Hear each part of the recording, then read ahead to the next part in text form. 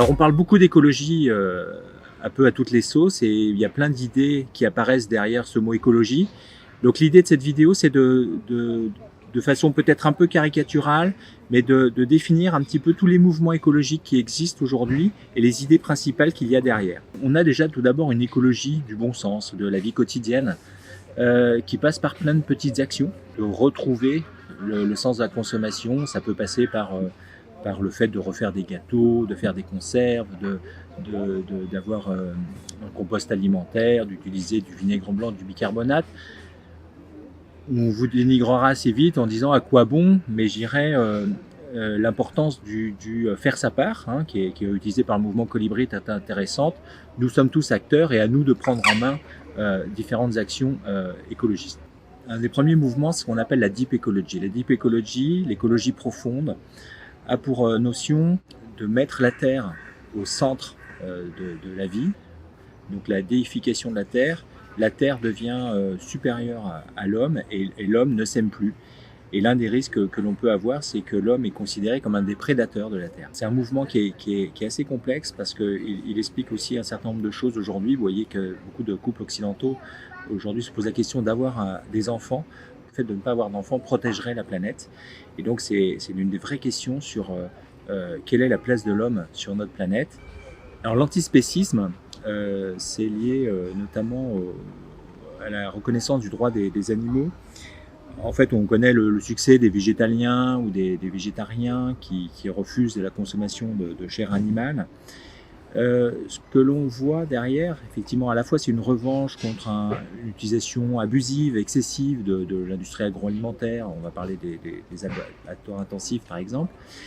Mais l'idée sous-jacente ensuite, c'est de dire que l'homme, quelque part, n'a pas de droit sur l'animal, est un animal comme les autres. Donc on va mettre l'homme au même niveau que la loutre ou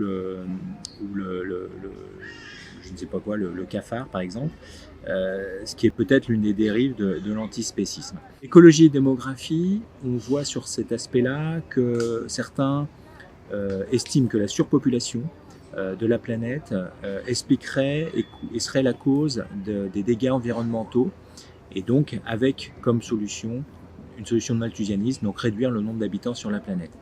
Donc voilà, simplement un des dangers de cette écologie, de cette vision, c'est d'avoir un droit de regard sur la vie ou la mort de certains nombres d'habitants de notre planète.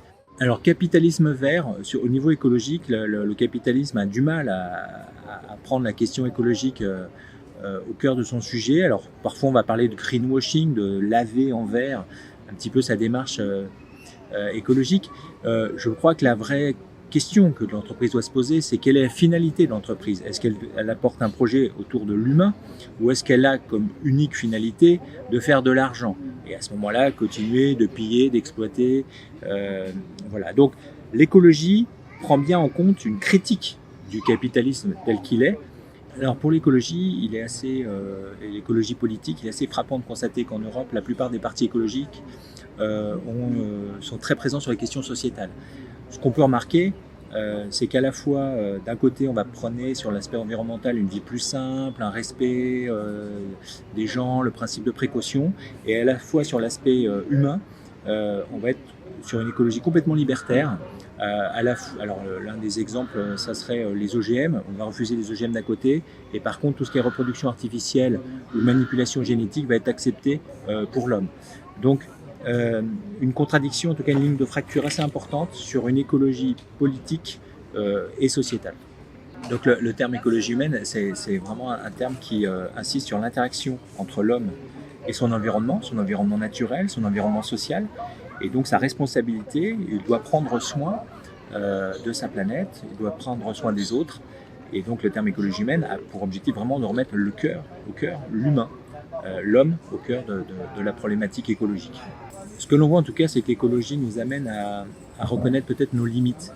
Et on s'aperçoit que les différents mouvements écologistes en fait jouent avec ces limites. La limite entre l'homme et l'animal, entre l'homme et la technique. Donc en fait, l'écologie, vous le voyez bien, est un terme très vague qui englobe énormément d'idéologies, énormément d'enjeux pour notre société à venir.